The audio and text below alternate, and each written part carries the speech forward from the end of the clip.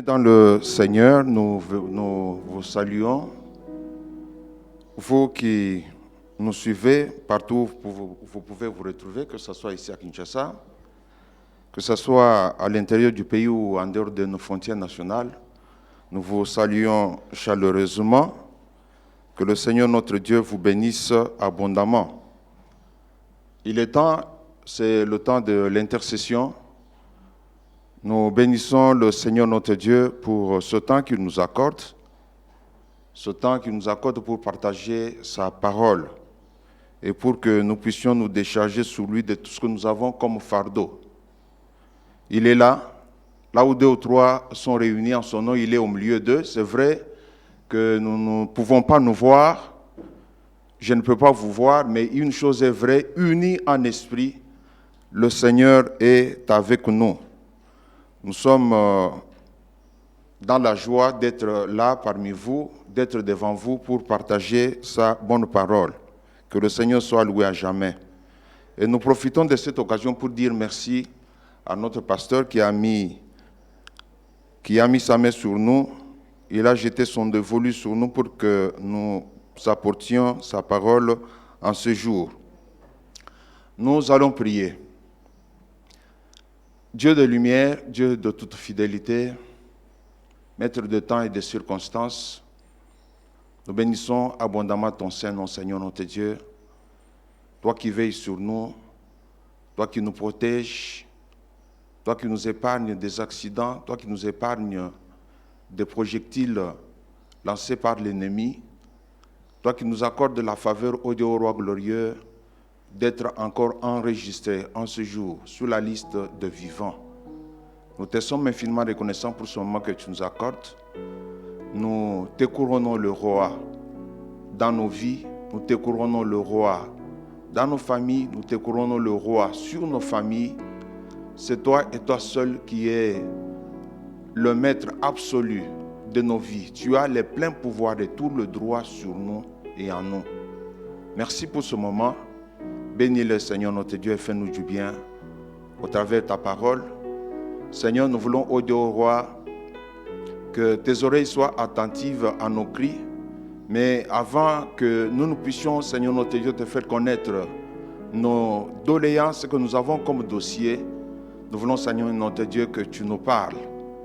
Parle à nos cœurs, tes serviteurs, tes servantes que nous sommes, écoutons. Merci pour le Saint-Esprit qui est à l'œuvre, qui prend ce qui est à toi et vient le communiquer à nos cœurs. Que ce lieu soit sous l'autorité totale du Saint-Esprit et nous l'assainissons au nom puissant de Jésus. Amen. Bien-aimés, le Seigneur m'a mis à cœur un message dont le thème a la forme interrogative. Et ce thème n'est tout autre que celui-ci. Où est Jésus? Où est Jésus? C'est la question que je te pose. Toi, ma soeur, mon frère. C'est vrai, tu peux d'office dire, mais quelle question? Mais Jésus est au ciel, il est assis à la droite du Père. C'est vrai, Jésus est assis à la droite du Père. Mais par rapport à toi, où est Jésus au jour d'aujourd'hui? Où est-ce qu'il est?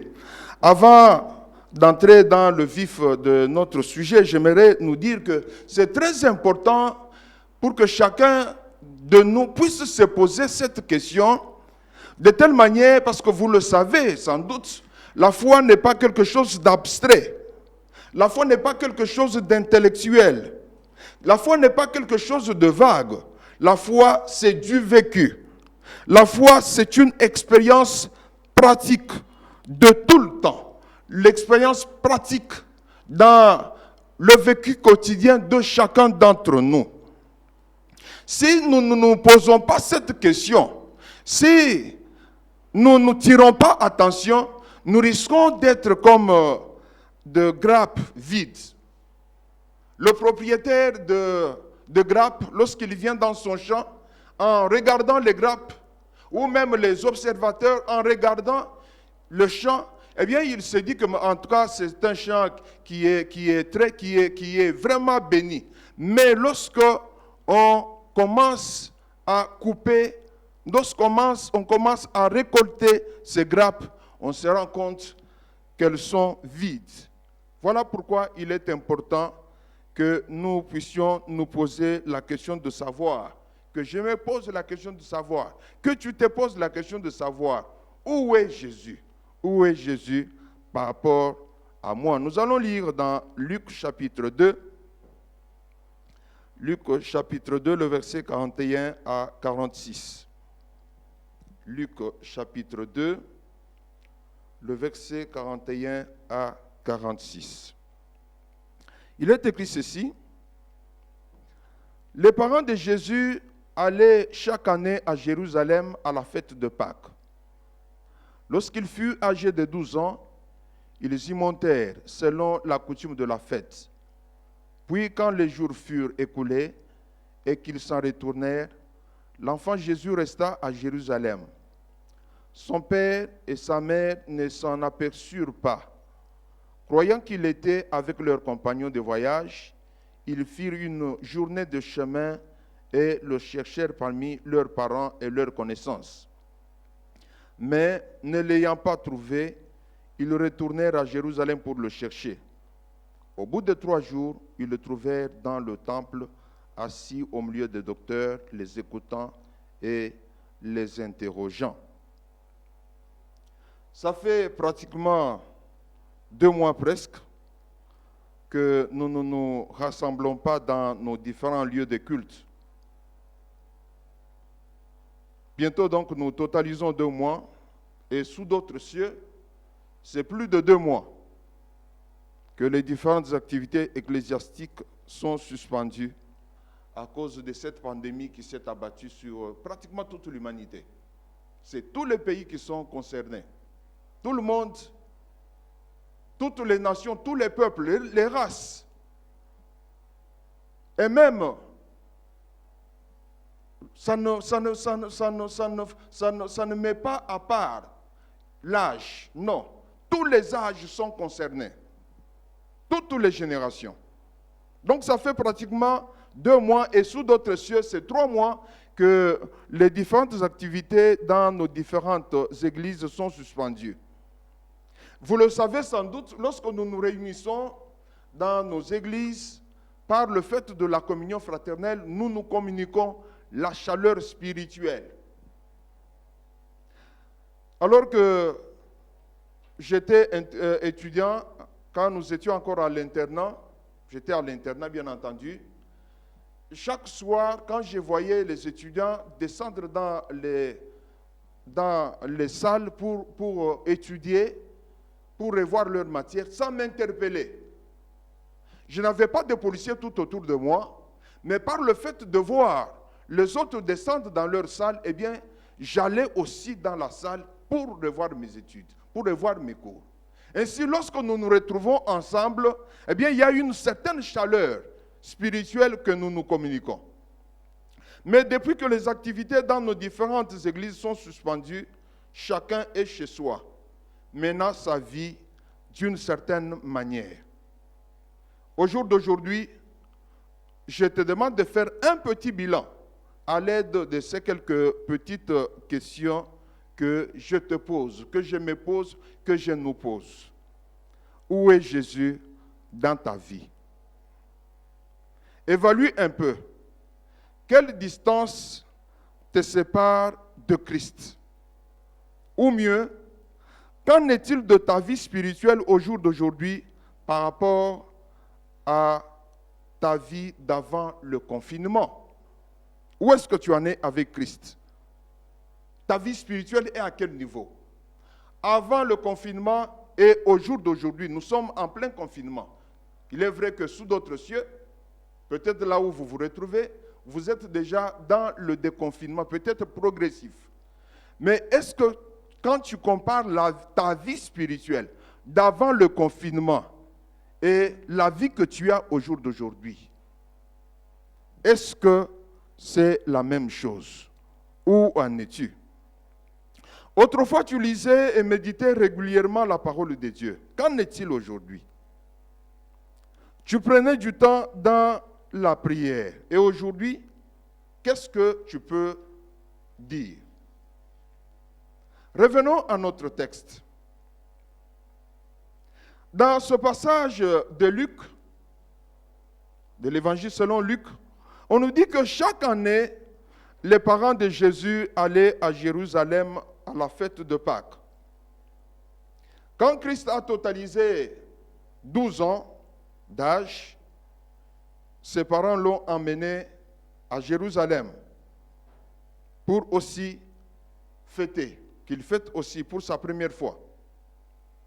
Et selon les Écritures, cette fête prenait un certain nombre de jours, à l'issue desquels Marie et Joseph vont prendre la décision de retourner à Bethléem, le lieu où ils habitaient. Mais après avoir effectué une journée de marche, ils vont se rendre compte que Jésus n'était pas avec eux. Il n'était même pas avec les compagnons de route. Ils se sont mis à le chercher. Ils l'ont cherché, ils ont posé des questions. Est-ce que vous avez vu Jésus? Est-ce que vous avez vu Jésus? Est-ce que vous avez vu Jésus? Et toi, est-ce que tu as vu Jésus?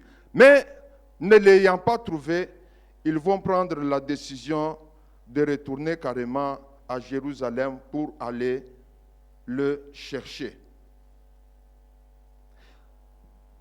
Pour quitter Jérusalem vers Bethléem, ils vont faire une journée de marche. Je crois que cette journée de marche ne leur a pas permis d'arriver à Bethléem. C'est en cours de route qu'ils vont se rendre compte que Jésus n'était pas avec eux. Alors, après avoir fait la recherche parmi les amis avec lesquels ils faisaient route, n'ayant pas trouvé Jésus, après avoir pris la résolution de rentrer carrément à Jérusalem, la Bible nous dit qu'ils ont fait 3 jours de marche. Comment expliquer cela? Une question que chacun de nous peut se poser. Une journée de marche, mais quand on fait demi-tour, pour le même trajet, on fait 3 jours. Comment expliquer cela? Bien-aimés, souvenons-nous de ce qui nous a amenés à Christ et prenons garde de nous en éloigner. Souvenons-nous de ce qui nous a amenés à Christ. Prenons garde, faisons attention de nous éloigner de ce qui nous a permis de venir à Christ. Parce que lorsque nous nous éloignons de ce qui nous a permis de nous approcher de Christ, ipso facto, automatiquement, par le même fait, nous serons en train de nous éloigner de Christ. Je reprends cette pensée. Faisons attention, prenons garde de nous éloigner de ce qui nous a rapprochés de Christ. Parce que lorsque nous nous rapprochons de ce qui nous a rapprochés de Christ, nous serons en train automatiquement de nous éloigner de Christ. Ce qui t'a amené à Christ, ce n'est pas la maladie. Peut-être que tu étais malade, après avoir entendu la parole de Dieu, tu as pris la résolution de venir à Christ. Ce n'est pas la maladie qui t'a rapproché de Christ, mais c'est plutôt la parole que tu as entendue. Ce n'est pas le mariage qui t'a rapproché de Christ, ce ne sont pas les bénédictions qui t'ont rapproché de Christ, mais c'est plutôt la parole que tu as entendue qui t'a rapproché de Christ. C'est cette parole qui a engendré en nous la foi en Christ et qui nous a poussé à dire oui à Jésus. Cette foi doit être entretenue par la même parole de Dieu. Et après avoir écouté la parole, nous devons convertir cette parole en prière et nous devons la mettre en pratique. Mais si à cause du confinement, nous mettons de côté la parole de Dieu et la vie de prière, désormais nous nous préoccupons seulement des réseaux sociaux et des nouvelles, Désormais, nous nous posons seulement la question de savoir, mais qu'est-ce qu'on a dit aujourd'hui? Qu'est-ce qu'on a dit aujourd'hui? Qu'est-ce qui se passe aujourd'hui? Toujours sur les réseaux sociaux, si nous mettons de côté la parole de Dieu, si nous mettons de côté la prière, eh bien, la conséquence est que notre foi va en souffrir. La conséquence est que notre homme intérieur sera de plus en plus affamé, car l'homme ne vit pas seulement du pain, mais de toute parole qui sort de la bouche de Dieu. Nous devons entretenir notre foi. Si nous nous éloignons de la parole qui nous a ramenés à Christ, si nous nous éloignons de la vie de prière, si à cause du confinement, eh bien, c'est seulement des réseaux sociaux tout le temps. Nous passons tout notre temps sur les réseaux sociaux. Nous passons tout notre temps à discuter sur les nouvelles comme autrefois à Athènes. Eh bien, notre foi va en souffrir et nous serons en train de nous éloigner de Christ. La Bible déclare ceci dans 2 Corinthiens chapitre 13, le verset 5. Examinez-vous vous-même pour savoir si vous êtes dans la foi. Éprouvez-vous vous-même. Peux-tu te checker toi-même aujourd'hui, bien-aimé? Peux-tu te tester toi-même pour savoir si tu continues à avoir la foi en ce jour pendant que plusieurs sont encore dans le confinement? Est-ce que tu es encore dans la foi? Ça, c'était la première pensée. La deuxième pensée est la suivante. Parce qu'aujourd'hui, il nous est recommandé de ne sortir qu'en cas de nécessité. Pour ceux qui sont encore dans le confinement. Et je suppose même ceux qui sont déjà dans le déconfinement graduel, eh bien, il ne leur est pas permis de sortir n'importe comment dans n'importe quel état. Il y a certaines restrictions auxquelles nous faisons face pendant ce temps de la pandémie. Alors, puisque nous faisons face à ces restrictions, il y a quelques-uns parmi les enfants de Dieu qui ont développé certaines habitudes, telles que faire la toilette ou prendre bain en retard par rapport à la période d'avant le confinement. Parce qu'avant le confinement, on devait aller au service, on devait s'apprêter bien avant. Mais maintenant que même les portes de nos bureaux, même les portes de nos activités sont fermées à cause de cette pandémie, il y a plusieurs qui se disent, oh, à quoi bon prendre bain à 6 heures comme autrefois? À quoi bon prendre bain à 5h30 comme autrefois? Je prendrai bain même à 8h30, même à 9h, peut-être même au-delà. Une certaine habitude qu'on a développée suite à cette pandémie. Mais je crois que la chose primordiale, la chose la plus importante qui doit nous préoccuper à tout moment en tant qu'enfants de Dieu, c'est notre toilette intérieure. C'est la beauté de notre homme intérieur. Cette beauté s'entretient par la sanctification. Frères, sœurs, faisons attention de peur de rester avec le nom de Jésus dans la bouche, alors que nous l'avons déjà laissé très loin, alors que nous nous sommes déjà séparés de lui, mais nous sommes restés seulement avec le nom de Jésus dans la bouche. Faisons attention. Qu'en est-il de la beauté de ton homme intérieur? Qu'en est-il? Est-ce que tu prends du temps? Est-ce que ça te préoccupe? Vous savez, nous pouvons nous poser des questions sur tel, je n'ai pas. Mais bien aimé, la question primordiale qui doit nous préoccuper, c'est notre homme intérieur. Nous pouvons tout avoir sur cette terre, mais sachons que tout est passager. Sachons que tout ce que nous pouvons détenir comme moyen est éphémère. Nous allons voir ça tout à l'heure. Bien-aimés, examine-toi. Tu courais bien. Qui t'a arrêté? Qui t'a arrêté, bien-aimé? Parce qu'il n'y a plus d'activité à l'église. Parce que les portes de l'église sont fermées, plusieurs se comportent comme si le ciel était aussi fermé. Plusieurs se comportent comme si nous sommes permanents sur cette terre. Non, nous ne sommes pas permanents. Bien qu'en confinement, entretenons notre communion avec le ciel. Car très bientôt, le Seigneur revient.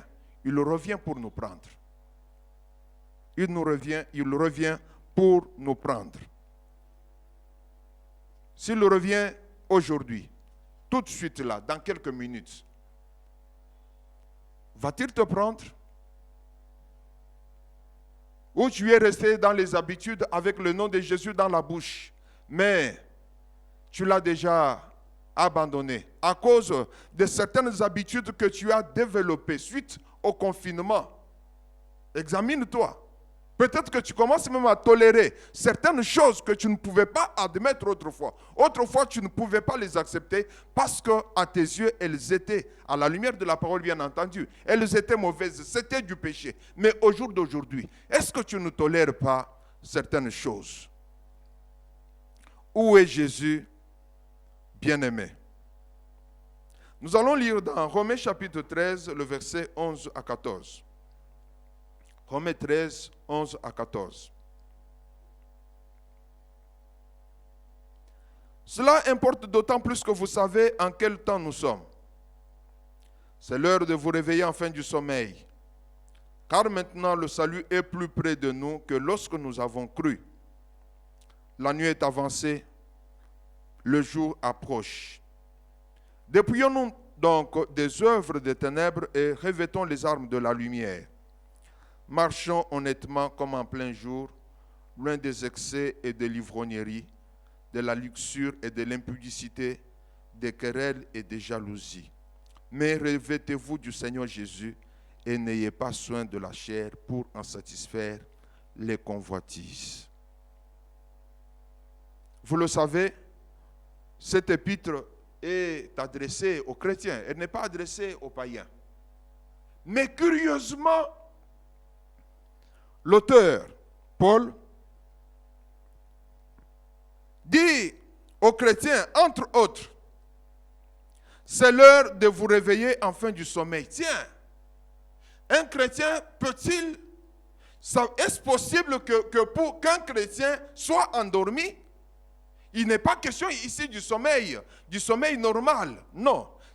Il est question du sommeil spirituel. Est-il possible qu'un chrétien soit endormi, soit plongé dans le sommeil spirituel? Oui. Oui. Oui, peut-être que à cause du confinement, tu es dans le sommeil spirituel. Bien-aimé, j'aimerais te dire que c'est l'heure de te réveiller enfin du sommeil. Pourquoi? Paul répond à cette question, car maintenant le salut est plus près de nous que lorsque nous avons cru. Paul, écrivant cette épître, c'était au 1er siècle. Au 1er siècle déjà, Paul pensait que le retour de Christ était imminent. Au 1er siècle. Et nous qui sommes déjà au 21e siècle, que pouvons-nous dire?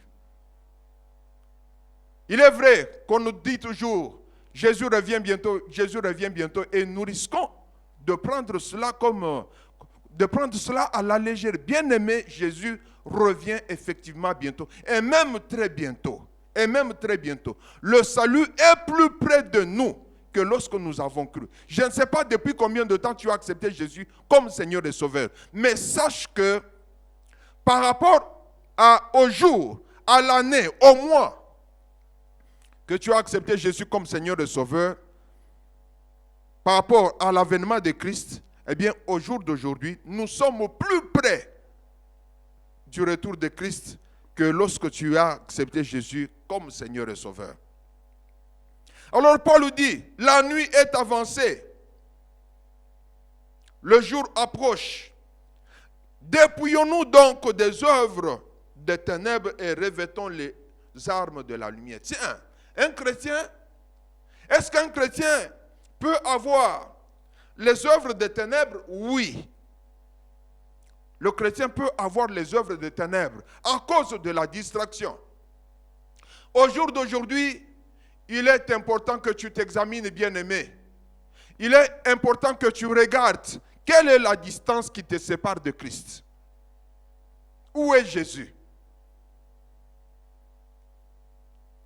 Peut-être avant la journée de marche, avant que, c'est pas c'était combien d'heures, après combien d'heures exactement, Marie et Joseph s'étaient rendus compte que Jésus n'était pas avec eux. Je ne sais pas.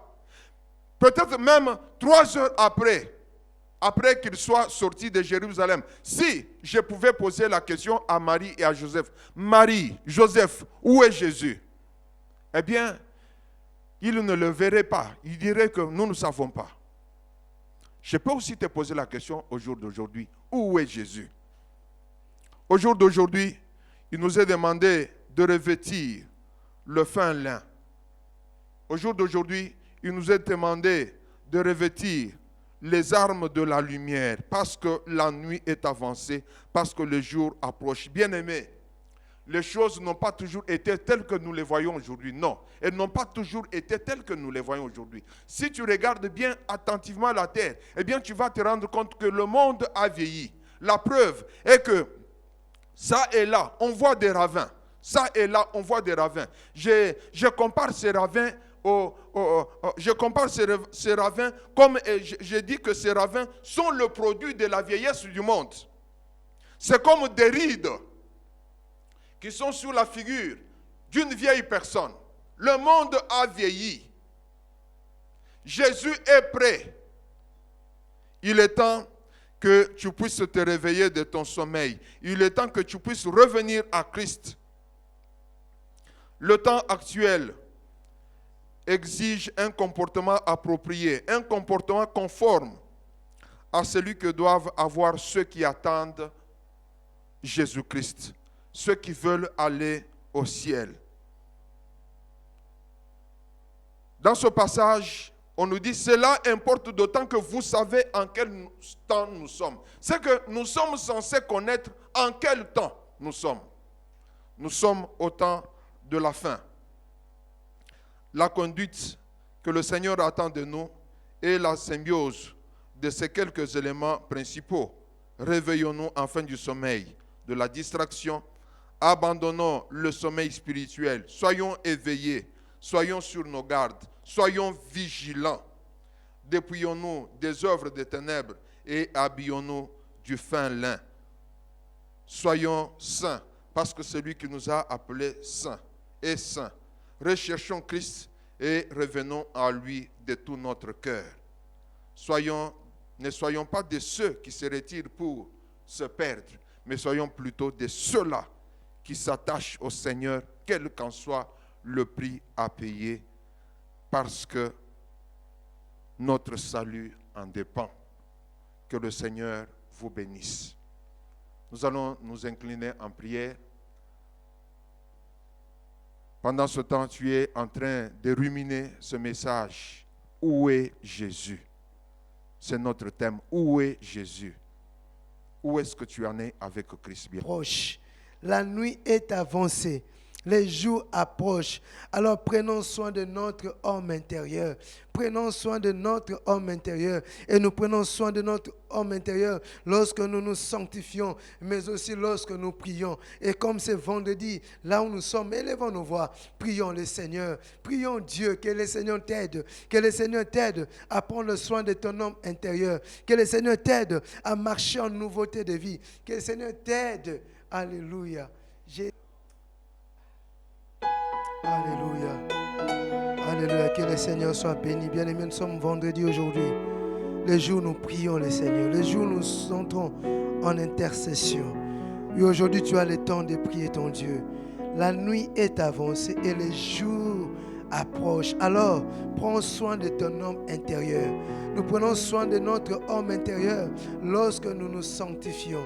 Nous prenons soin de notre homme intérieur lorsque nous nous déplions du vieil homme. Nous prenons soin de notre homme intérieur aussi lorsque nous prions. Alors prends le temps de prier ton Dieu. Tu te connais toi-même. La nuit est avancée. Les jours approchent. Les jours approchent. Est-ce que là où nous sommes, nous pouvons élever nos voix, implorer la grâce de Dieu, implorer la miséricorde de Dieu. Nous savons comment nous marchons, même si les hommes ne nous voient pas. Mais Dieu nous voit. Dieu te voit. Dieu te voit ce que tu fais. Il y a des choses des fois qui te dépassent. Il y a des choses qui sont plus fortes que toi. Mais ce soir, dans ton intercession, tu peux implorer la grâce de Dieu. Tu peux implorer la grâce de Dieu. Dis Seigneur, viens à mon secours. Dis Seigneur, viens au secours de mon incrédulité. Dis Seigneur, viens à mon secours. J'ai besoin de toi. Tu vois ce mal, oh Dieu, qui me lie. Tu vois cette chose, oh Dieu, qui me fait encore marcher dans le péché. Seigneur, je viens à toi. J'ai besoin de ta miséricorde.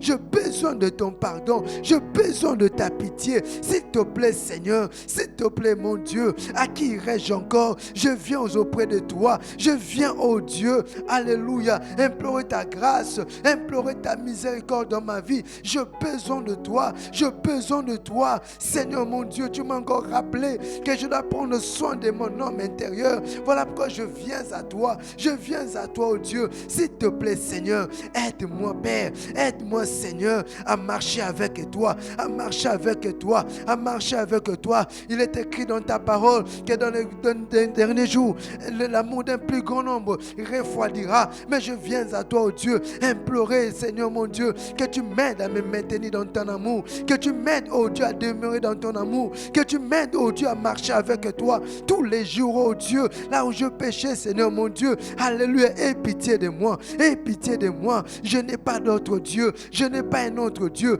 Je n'ai que toi, Seigneur. À qui irai-je encore, oh Dieu? À qui irai-je encore si ce n'est auprès de toi? S'il te plaît, Seigneur, pardonne-moi, Jésus, de tout mal, oh Dieu. Pardonne-moi, Seigneur, de ces situations. Pardonne-moi, Seigneur, de ce péché, oh Dieu. Aide-moi, Père. J'ai besoin de toi. Sanctifie ma vie, Père. Sanctifie ma vie, Jésus. Sanctifie ma vie, oh Dieu. Purifie mon cœur, Père. Purifie mon cœur, oh Dieu. Et lave ma vie par ton sang. Lave ma vie par ton sang. Je n'ai pas un autre Dieu. J'ai besoin de te plaire. J'ai besoin de marcher en nouveauté de vie. J'ai besoin de rester fidèle à toi. Oui, l'autre fois, tu nous as prêché sur tu nous as rappelé, oh Dieu, sur le 10 vierges, les 5 folles et les 5 sages. Je vais être parmi les sages. Je ne veux pas perdre ma foi. Je ne veux pas me laisser distraire par les choses que je vois dans ce monde. Mais je veux être éveillé. Je veux rester dans ton amour.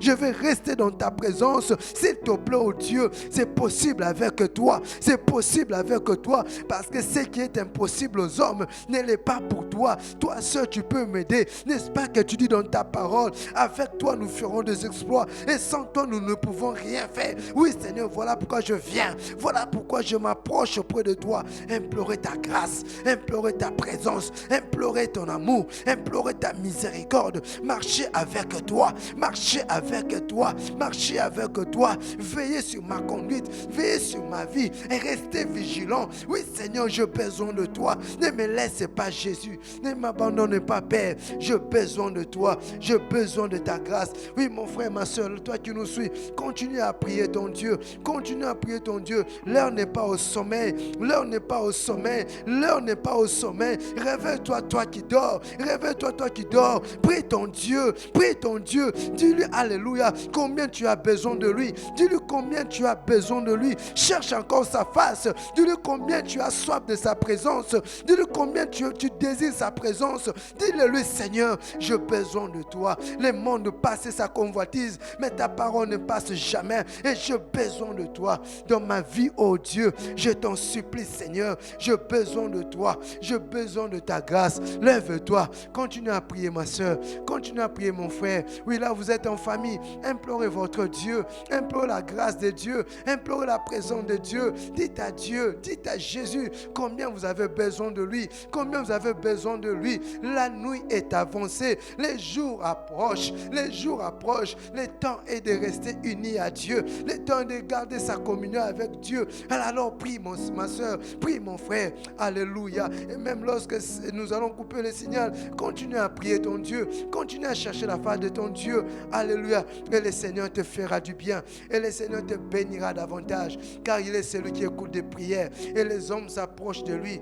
alléluia. Lorsque le juste crie, il entend, il répond. Lorsque tu cries, il t'entend. Ton Dieu est près de toi, ton Dieu t'écoute.